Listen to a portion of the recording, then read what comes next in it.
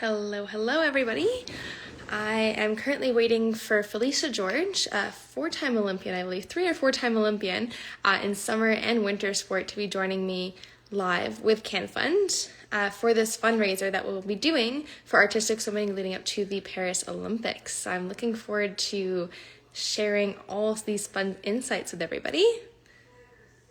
So thanks, everybody, for joining. All right, I see CanFund wanting to join here. The call to be able to start this live fundraiser for my teammates at Artistic Swimming with CanFund.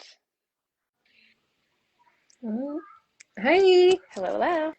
Why can't I? Awesome. Hi, Jacqueline. Hello. How's it going? Good. How are you doing? I'm good, thanks. I was just telling the followers who are on the call right now how it's such an honor to be on the call with you. I mean, Olympian in both summer and winter sports, it's super impressive. Like, hats off to you.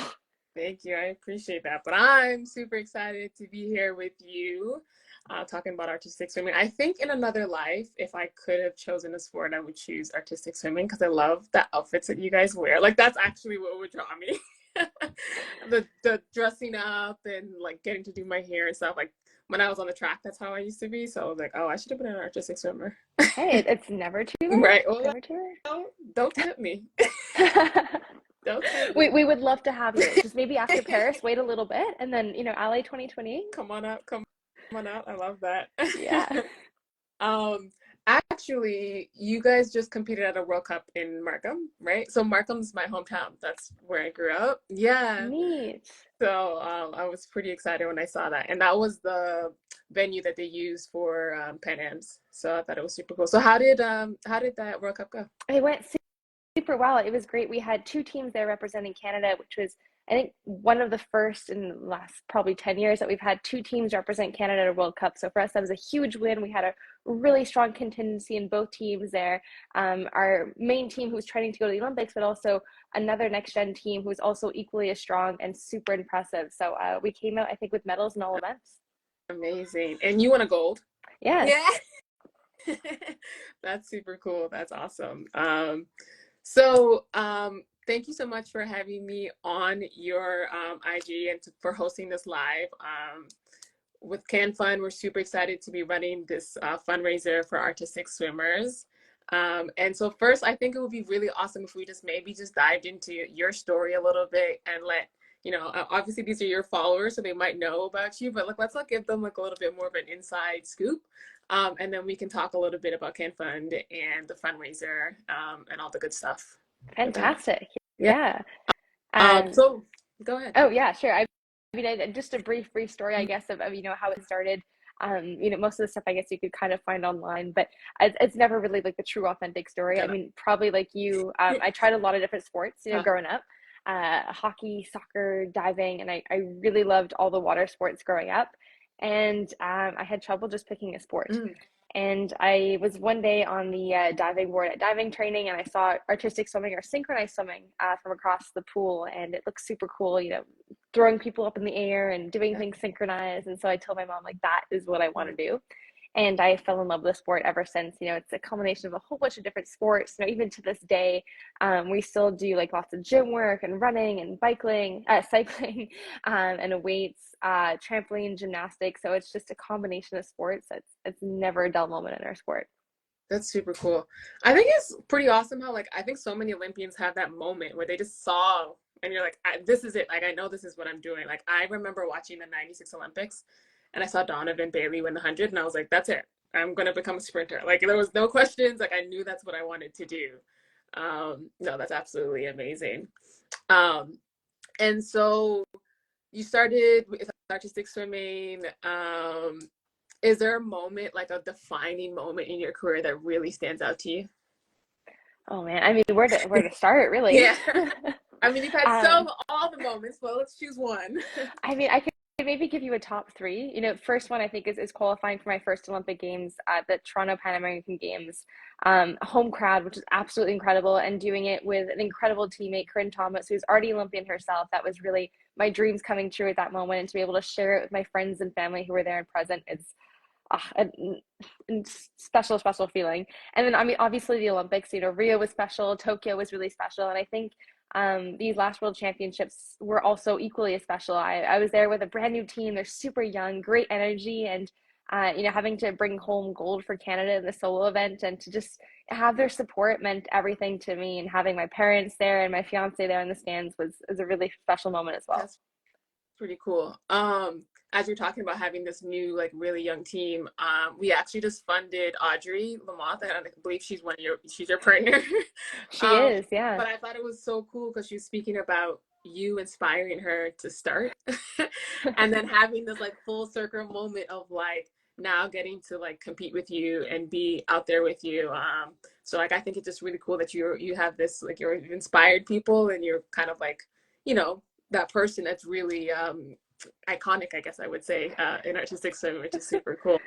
Oh, that's really sweet. I mean, Audrey is just an incredible swimmer herself. And I mean, I don't think she needs much of an inspiration to start. She has an incredible head on her shoulders. And despite her age, I mean, she's somebody incredibly mature and driven and, inspires me every day at training as well. I love that.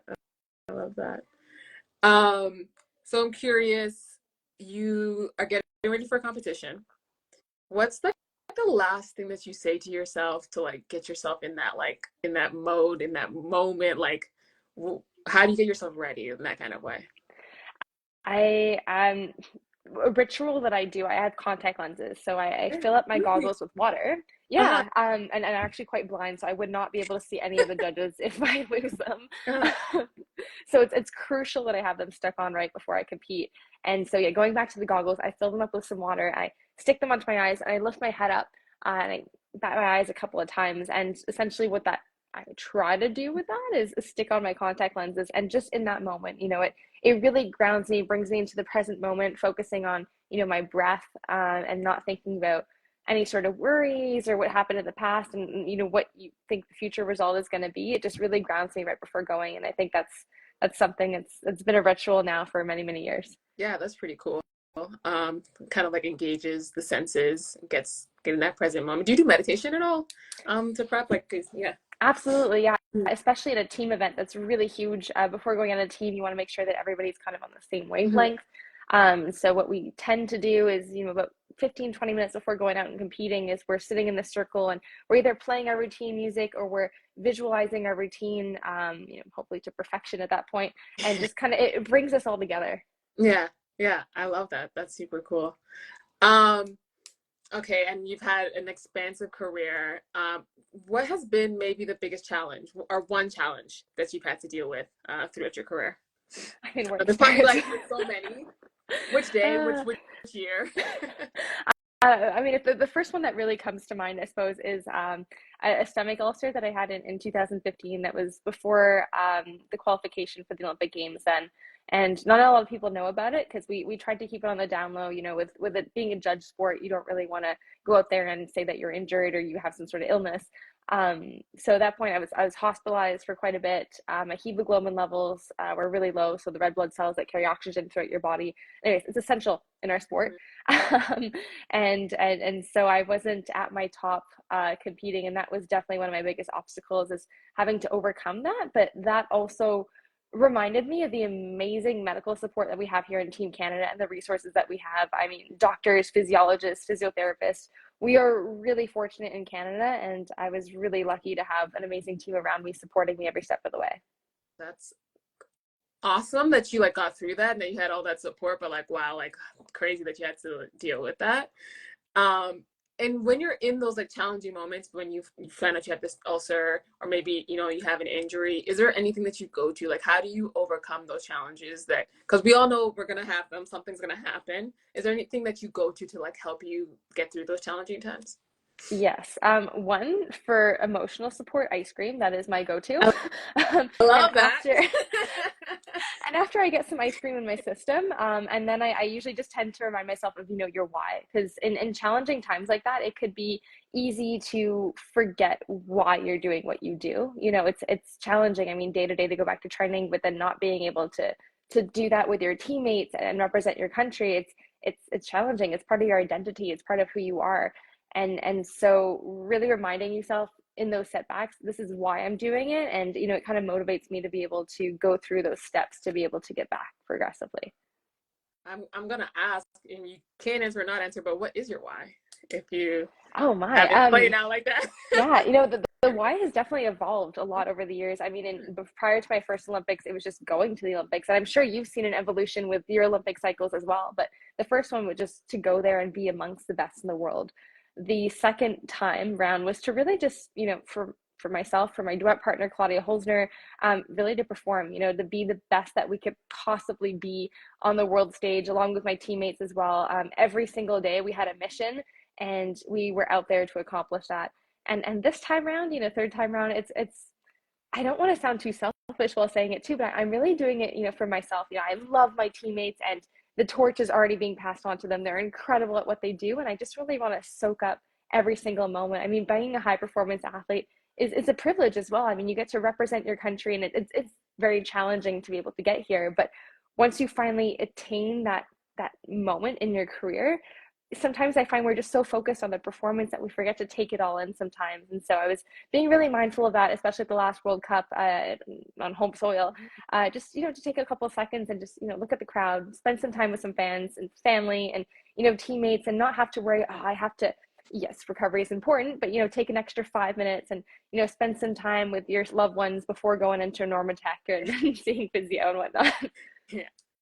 I'm interested because you retired for like 2 years, and now this is like you've come back, and I love this new perspective on like maybe I'm gonna take a moment and enjoy it a little bit more. Do you feel like stepping away from the sport kind of helped you a little bit, like find that perspective a bit? Oh, absolutely.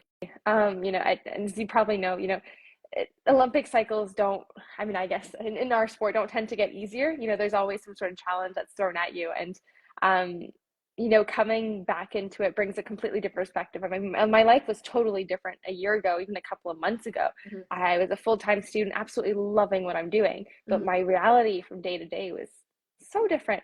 And Mm-hmm. it really puts things in perspective, because sometimes when you're in your sport, you think that something is the end of the world. I mean, if I don't get physio today, or if I'm not going to get this one extra chin up today, I'm not going to make it.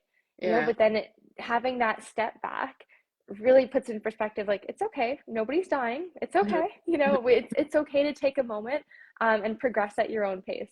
Yeah, I love that kind of like just that balance between like you can push and be a high, like push for high performance, but also like, you know, work slowly, be patient, and also have fun at the same time. That's awesome. I think that's what I kind of learned towards the end of my career as well too, where you're just like in this really small bubble early, and it's just like, oh my gosh, like you said, it's like everything feels like the end of the world, and then you learn like, oh, I can give myself a little bit of grace, and maybe even helpful to do that as well. Learning how to have that good positive self-talk and whatnot. So that's awesome. So let's talk about Can Fund. You are a multiple Can Fund recipient. Tell me why you applied to Can Fund. Yes, I mean, where to start? Why applying to Can Fund? I mean, they're a huge help to a whole bunch of athletes, not only in artistic swimming, but across a number of Olympic sports. And for those of you who are on the live or maybe who watch it afterwards, being a high performance athlete isn't super lucrative. It's not a professional sport. We do it because we love it. We love to represent our country at the highest level, and we're proud of what we do, but it's not really a wise financial decision, might I say. Um, you know, once you get to a certain level, I had these expectations once you reach an Olympic team that, not that I would be set for life, but I'd be able to live comfortably and not have to worry about, oh, that steak is maybe a little too much. I maybe might have to cut out on my dinner, or maybe not optimize my recovery because I just don't have the funds, or maybe not even have the proper equipment to be able to train. And so applying to Can Fund really went into all of those points there, being able to nourish myself properly, to be able to recover properly, and also have the proper training equipment and competition equipment. Because unfortunately, not a lot of Olympic sports and national sport organizations do have the means to be able to support all their athletes. So Can Fund has been a phenomenal help for myself and many other athletes. Amazing. Yeah. Thank you for sharing that. Yeah, I definitely, there's this idea around what it's going to be like becoming an Olympic athlete. It doesn't always pan in that same kind of way. But I know for me, like you were talking about your why earlier, I always just said, like, I just want to be able to max out my potential. Like, and you just feel this fire inside of you. I think I saw an interview where you said like you still had some fire inside of you, where you're like, there's still a little bit more. And what I love about Can Fund is just this idea around like just helping athletes max out. You want to be able to make sure you are getting everything that you can out of yourself and being able to perform at the best on the world stage. So we are running this super cool fundraiser. It's like the first time we've been doing this where it's specifically for artistic swimmers.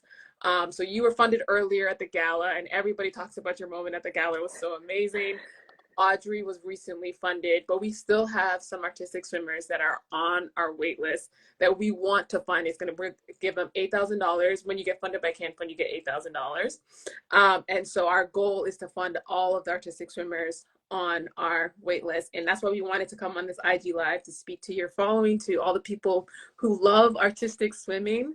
The link is in your bio currently. It is, yeah. To the Can Fund website. It's also in that bio as well, to make a donation, because we have a lot of really talented athletes getting ready to go to Paris, and really needing that support in this time. So what does the lead up into Paris look like right now during this time, and what are some of those things that you would need for funding in these last few, because some people might be like, oh, maybe they don't need it right now, but some of the you always need it, right?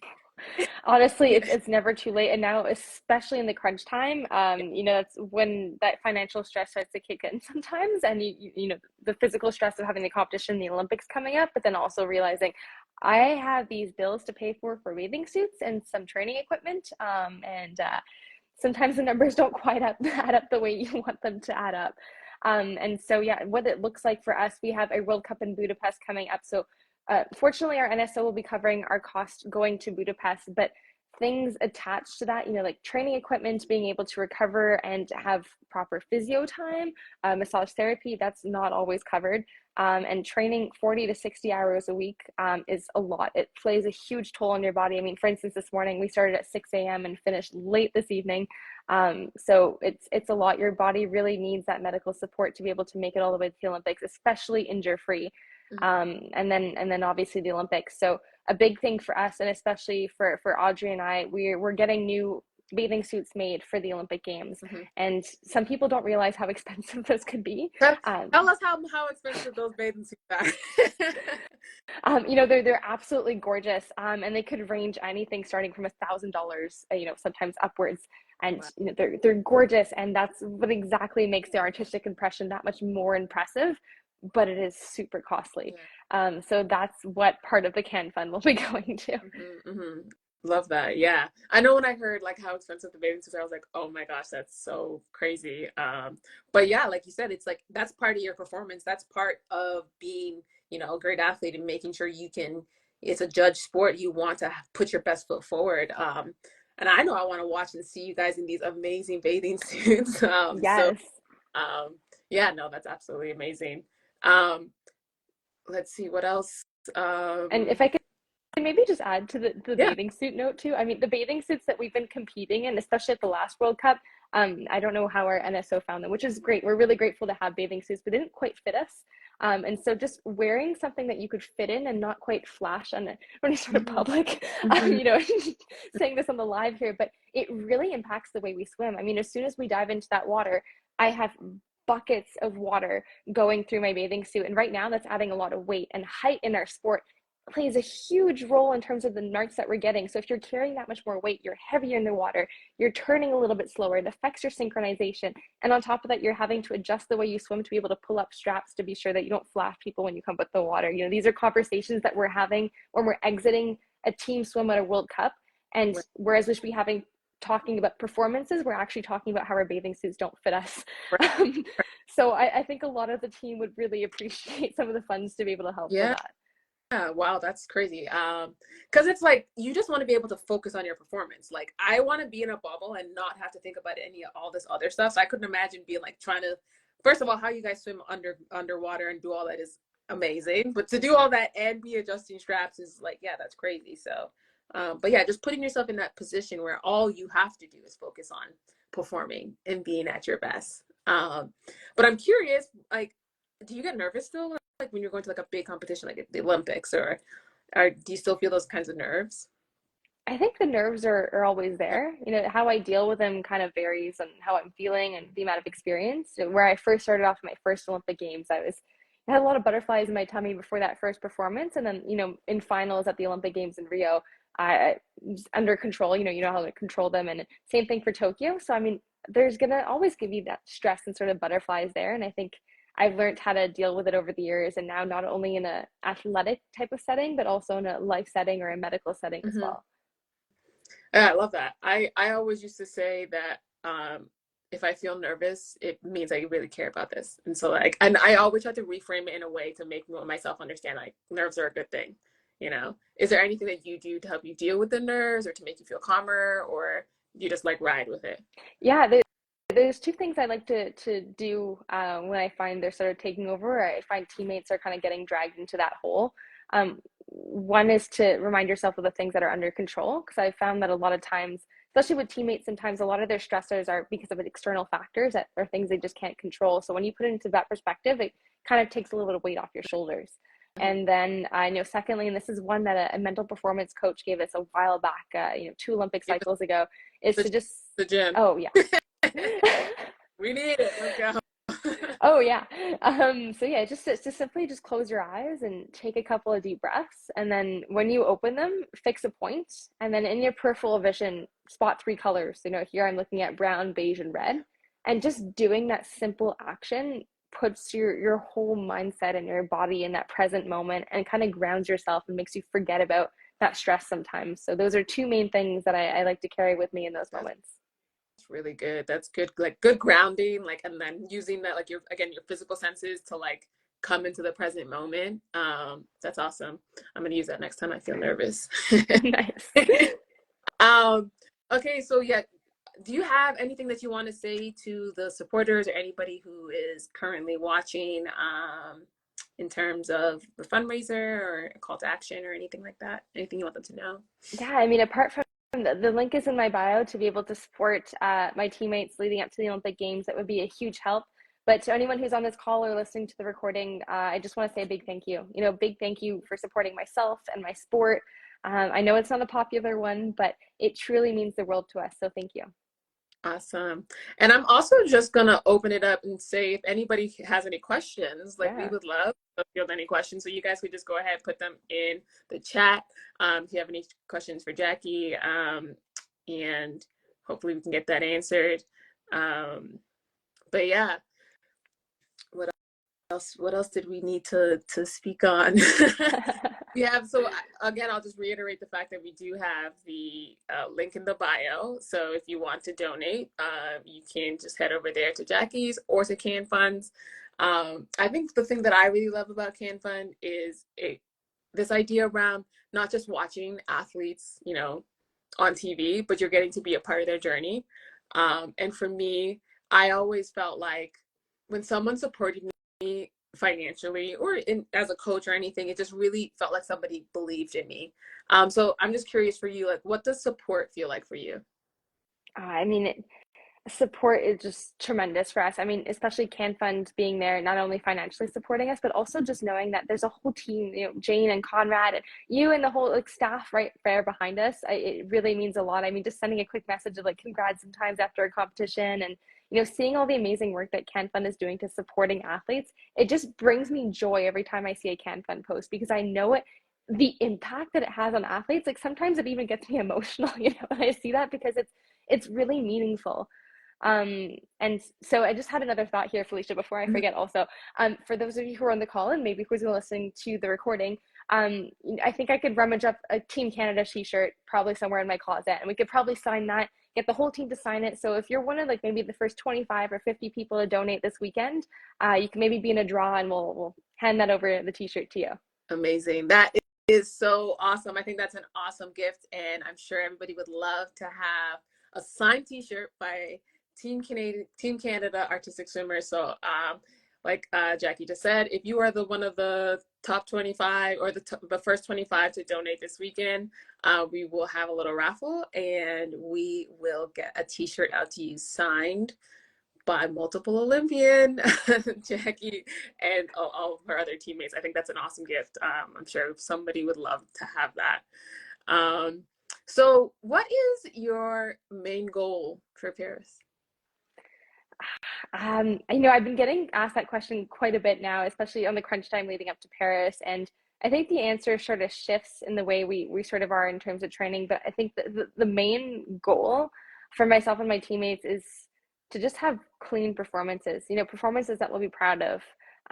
For us, degree of difficulty is everything in our sport. So having, the clearance and all the degree difficulty that we cleared, that would be huge for us, and having clean synchronized swims at the Olympic Games. I think, the result obviously is something that we don't control, but I think that's something we could be incredibly proud of if we could deliver that in Paris.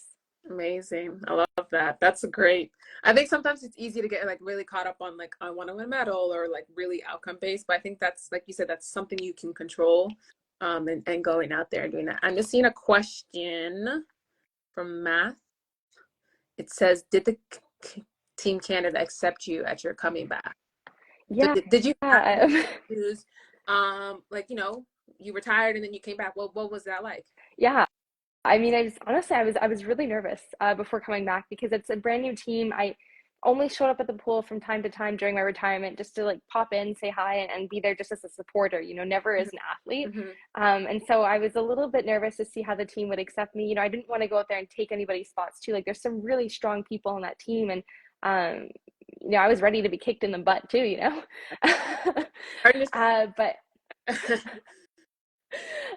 But coming back, I think as soon as I slowly got to know the team a little bit better and they got to know me, I felt welcomed with open arms, and now it's great. I mean, yeah, there's a huge age gap sometimes between the oldest and the youngest, but I feel like we're just one big family. We share that common mission, that common goal, and we're able to have some good laughs along the way, and get through those tough, sweaty times together. Yeah. No, I love that. That's the thing. I feel like it's like once you're connected in with the sport or what you do, or like you said, that one common mission, yeah, you have that to like kind of tie you together. I remember training with my training partners, and it was just kind of like you're kind of in the trenches together, and like you're, when we're down, but when we're up, and we're kind of doing it together. So I love that. We have another question. How long did it take you to adjust back to being a full-time athlete? Oh, yeah, that's a great question, actually. Um, so when I retired, just to put things in perspective, I was coming off of, the Olympics, which is part of my top peak physical shape, and I was training 40 to 60 hours a week leading up to Tokyo. After that, I went to school full time, studying podiatric medicine, and I was sitting on my butt for like 50, 70, 80 hours a week, studying at first, because the first 2 years are mostly just theory. Then after that, you get into clinic.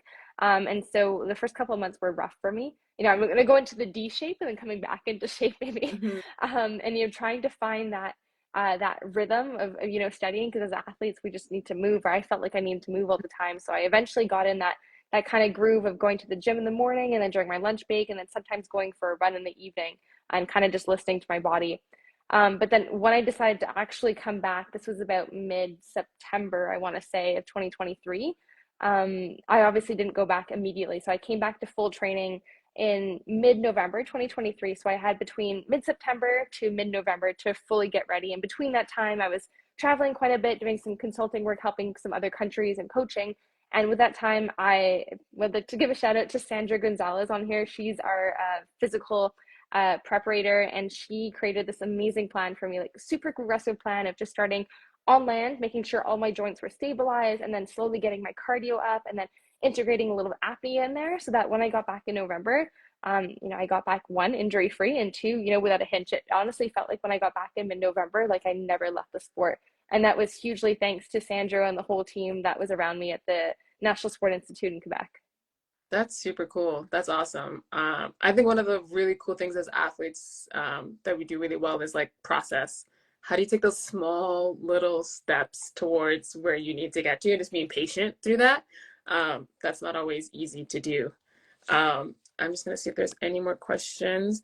I also just want to point out that another really cool thing about this fundraiser is that at the end, of the games, we're going to have a Zoom call where anybody who donates is going to get to be on the call with someone like Jackie, and then have this interaction again where you can really find out about how did the games go? what was the Olympic Village like? All those cool things. So as another really cool part about donating and helping to support our artistic swimmers is you're also going to get this opportunity to interact and have that Zoom call in the summer, or I guess maybe the fall. Okay, I think this was awesome. Is there anything else you want to say? Anything else did you want to mention anything else before we head off? No, I think I'm good. Just a final huge thank you to Can Fund. Keeping my fingers crossed so that we could fund all my teammates in artistic swimming, and also all the Olympians, hopefully, or most Olympians that will be heading to Paris. And a big thank you again to all the following. Thank you so much for supporting myself and the whole sport. Really, we would not be here without you guys. So thank you. Awesome. Thank you, Jackie. Yeah, so our goal at Can Fund is to fund all of the summer athletes that are on our wait list, the ones that are heading to Paris. And I think the really cool thing is about, like I said before, is we're not just watching them, we're getting to support them and know that we were a part of their journey. And every time you donate to Can Fund, you get a tax receipt. And then you also get to find out the name of the athlete that you supported. So you can be sitting at home and like, Jacqueline Simoneau, like, yes, like I helped her get there and really be a part of that. So I think it's super awesome. I'm so excited to be cheering you on in Paris and watching all of your events and seeing all those really cool bathing suits and seeing you all glam. I love that. That's me. I love seeing and so thank you so much for hosting this. And so again, we have the link in bio for the donation page specifically for artistic swimmers. So if you love artistic swimming, head over and help support Jackie's teammates and making sure that they get the funding that they need heading into Paris. So thank you so much. All right. Thanks so much, Felisa. Okay. Thanks everybody for joining. Bye. Thanks everybody. Bye.